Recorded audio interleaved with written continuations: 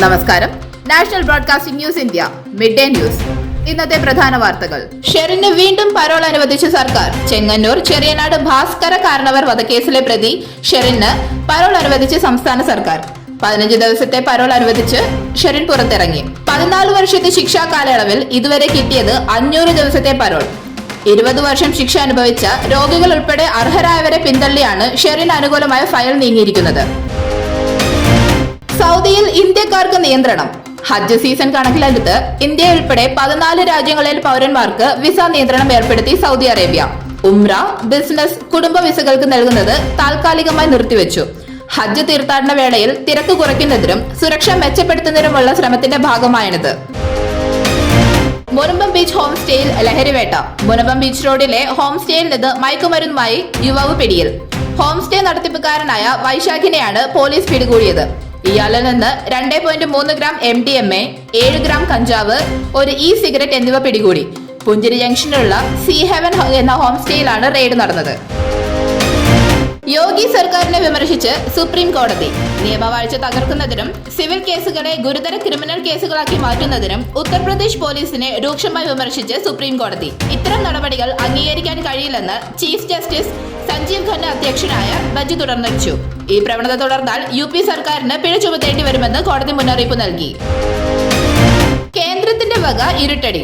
Petrol diesel തീരുവ ഉയർത്തിയും ഗാർഹിക ആവശ്യങ്ങൾക്കുള്ള LPG വില കുത്തനെ കൂട്ടിയും കേന്ദ്ര സർക്കാരിന്റെ വക പകൽക്കൊള്ളാം. വിലവർധന ജനങ്ങളെ നേരിട്ട് ബാധിക്കും. വിലവർധനവ് ഇന്നലെ രാത്രി മുതൽ നിലവിൽ വന്നു. നടൻ ശ്രീനാഥ് ബാസിയുടെ നാടകങ്ങൾ പൊളിയുന്നു. ഹൈബ്രിഡ് കഞ്ചാവ് കേസിൽ അറസ്റ്റിലായ തസ്ലീമ സുൽത്താന കഞ്ചാവ് ഇടപാട് നടത്തിയത് നടൻ ശ്രീനാഥ് ബാസിയുമായി ഫോണിൽ ബന്ധപ്പെട്ടതിന്റെ തെളിവ് എക്സൈസിന് ലഭിച്ചു. ശ്രീനാഥ് ബാസി ഉപയോഗിച്ച് തിരുവനന്തപുരം സ്വദേശിനിയായ പെൺസുഹൃത്തിന്റെ സിം കാർഡ് എന്നും അന്വേഷണ സംഘം കണ്ടെത്തി. കേസിൽ ശ്രീനാഥ് ബാസിയെ ചോദ്യം ചെയ്യാനും തീരുമാനം. AICC അഖിലേന്ത്യാ കൺവെൻഷൻ അഹമ്മദാബാദിൽ. സംഘടനയെ ശക്തിപ്പെടുത്തുക എന്ന ലക്ഷ്യത്തോടെ നടത്തുന്ന AICC സമ്മേളനത്തിന് ഗുജറാത്തിൽ തുടക്കം. 169 ഉന്നത നേതാക്കൾ പങ്കെടുക്കുന്ന വിശാല പ്രവർത്തക സമിതി യോഗം ആരംഭിച്ചു.